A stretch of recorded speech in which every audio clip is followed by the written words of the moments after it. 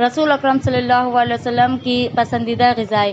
رسول اللہ صلی اللہ علیہ وسلم کی مبارک زندگی کا ایک ایک پہلو امت کے لیے قابل عمل ہے۔ آپ صلی اللہ علیہ وسلم کی ایک ایک سنت میں نہ صرف اجر و ثواب ہے بلکہ سنن مبارکہ پر عمل کرنے میں دنیاوی بھی بے شمار فوائد ہے، اور سائنسداں بھی اس کا اعتراف کر چکے ہیں۔ آپ صلی اللہ علیہ وسلم کی پسندیدہ غذاؤں کے استعمال میں سنت نبوی صلی اللہ علیہ وسلم کی پیروی بھی ہوں گی اور بھرپور غذائیت بھی ملیں گی، جس میں کوئی سائیڈ ایفیکٹ بھی نہیں ہے۔ آج بھی جدید طب اور میڈیسن کا اعتراف ہے کہ سب سے زیادہ غذائیت اور پروٹین اس کھانے میں ہے جس کو نبی کریم صلی اللہ علیہ وسلم نے پسند فرمایا۔ اللہ کرے ان غذاؤں کو اختیار کرنے کے خدا تعالی ہم سب کو توفیق بخشے، آمین۔ جو غذائیں آپ صلی اللہ علیہ وسلم کو پسند تھی ان میں چند یہ ہے۔ گوشت صحت کے لیے مفید غذا ہے۔ حضور صلی اللہ علیہ وسلم نے کھانے میں گوشت پسند فرماتے تھے۔ آپ صلی اللہ علیہ وسلم نے فرمایا، دنیا والوں اور جنت والوں دونوں کے کھانے کا سردار گوشت ہے۔ کتب حدیث سے پتہ چلتا ہے کہ نبی کریم صلی اللہ علیہ وسلم نے بھیڑ، دمبا، اونٹ، گائے، مرغ اور مچھلی کا گوشت کھایا ہے۔ ایک موقع پر آپ صلی اللہ علیہ وسلم نے فرمایا، دنیا اور آخرت میں بہترین سالن گوشت ہے۔ سرید و حلوہ۔ سرید آپ صلی اللہ علیہ وسلم کو بہت مرغوب تھی۔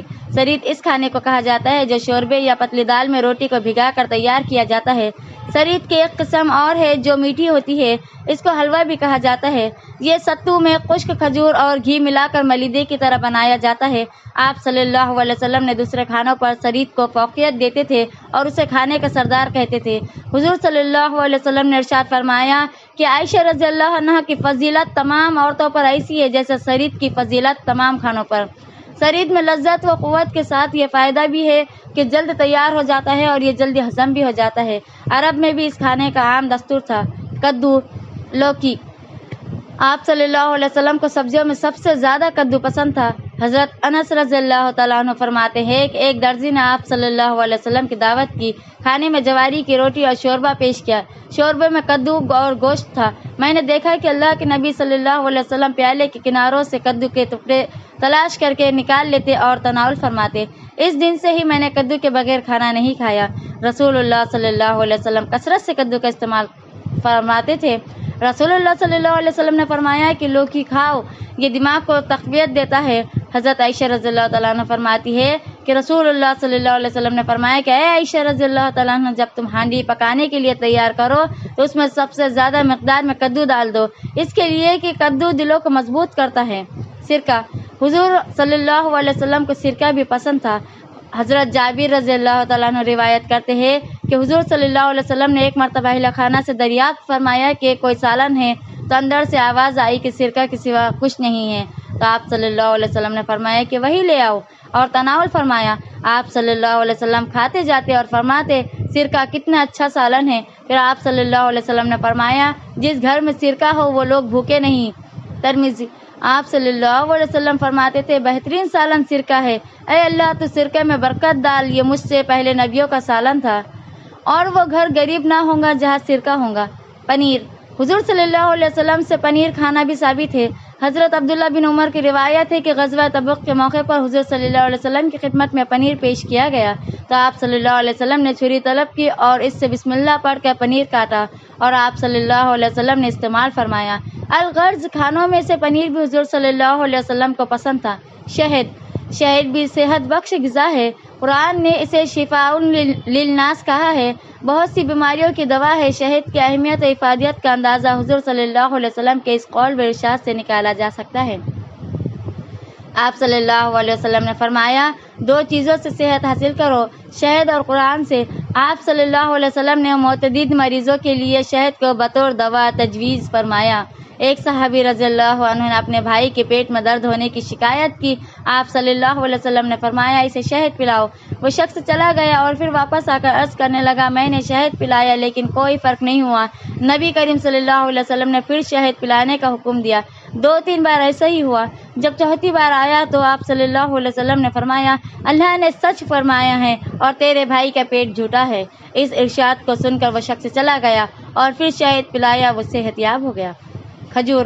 کھجور ایک بہترین غذا ہے اور عمدہ میوہ ہے۔ قرآن کریم میں کئی مقامات پر اس کا ذکر موجود ہے۔ ایک حدیث میں آتا ہے کہ آپ صلی اللہ علیہ وسلم نے فرمایا، جو شخص روزانہ صبح کو 7 عمدہ کھجوریں کھا لیا کرے، اسے اس دن جادو اور زہر کوئی نقصان نہیں پہنچا سکتا۔ ایک صحابی اور صحابیہ کا بیان ہے کہ ہم نے نبی اکرم صلی اللہ علیہ وسلم کی خدمت میں مکھن اور کھجور پیش کی۔ آپ صلی اللہ علیہ وسلم نے مکھن اور کھجور کو پسند فرماتے تھے۔ ایک موقع پر آپ صلی اللہ علیہ وسلم نے فرمایا، جس گھر میں کھجور نہ ہو اس کے رہنے والے بھوکے ہیں۔ آپ صلی اللہ علیہ وسلم پکی ہوئی تازہ کھجور سے روزہ افطار کرتے تھے۔ اگر وہ نہ ہوتی تھی پرانی سوکھی کھجور سے، اور اگر وہ نہ ہوتی تھی تو پانی اور ستو سے۔ ایک موقع پر کھجور کی غذائی اہمیت بتاتے ہوئے آپ صلی اللہ علیہ وسلم نے فرمایا، صبح نہار منہ کھجوریں کھایا کرو، کیا ایسا کرنے سے پیٹ کے کیڑے مر جاتے ہیں۔ اجوا کھجور کے بارے میں آپ صلی اللہ علیہ وسلم کا ارشاد ہے، اجوا کھجور ہر بیماری کی شفا ہے، نہار منہ کھانے سے زہروں کا تریاق ہے۔ دودھ۔ نبی اکرم صلی اللہ علیہ وسلم کو دودھ بھی بہت پسند تھا۔ کبھی خالص دودھ نوش فرماتے، کبھی اس میں پانی ملا لیتے۔ آپ صلی اللہ علیہ وسلم اکثر بکری کا دودھ استعمال فرماتے اور گائے کا بھی۔ گائے کے دودھ کے متعلق آپ صلی اللہ علیہ وسلم نے فرمایا، گائے کا دودھ استعمال کرو، اس میں شفا ہے اور اس کے گھی میں دوا کی تاثیر ہے۔ اور ایک موقع پر آپ صلی اللہ علیہ وسلم نے فرمایا، دودھ کے علاوہ دوسری چیز نہیں جانتا جو کھانے پینے دونوں کے لیے کافی ہو۔ ایک موقع پر آپ صلی اللہ علیہ وسلم نے فرمایا، گائے کا دودھ ایک علاج ہے اور اس سے بنا ہوا مکھن گھی ایک دوا ہے۔ آپ صلی اللہ علیہ وسلم انگور اور کشمش تناول فرماتے۔ خربوزہ اور تربوز بھی آپ صلی اللہ علیہ وسلم نے ملا کر کھایا اور پسند فرمایا۔ زیتون کا تیل بھی آپ صلی اللہ علیہ وسلم کو پسند تھا اور آپ صلی اللہ علیہ وسلم نے فرمایا، زیتون کے تیل کو کھاؤ اور اس سے مالش بھی کرو کیونکہ یہ مبارک درخت ہے۔ اس حقیقت سے انکار نہیں کیا جا سکتا کہ آج سے 1400 سال قبل نبی اکرم صلی اللہ علیہ وسلم نے جن غذائی اشیاء کے فائدے بتائے ہیں، آج بھی اس کے فائدے مسلم ہیں۔ سائنس نے بھی اس کی تصدیق کر دی ہے کہ زندگی کی اور صحت کی تندرستی کے لیے جن غذائی اشیاء کی نشاندہی اسلام نے کی ہے اور جس کی افادیت و اہمیت آپ صلی اللہ علیہ وسلم نے بتائی ہے، وہ صحت اور زندگی کے لیے لازم ہے۔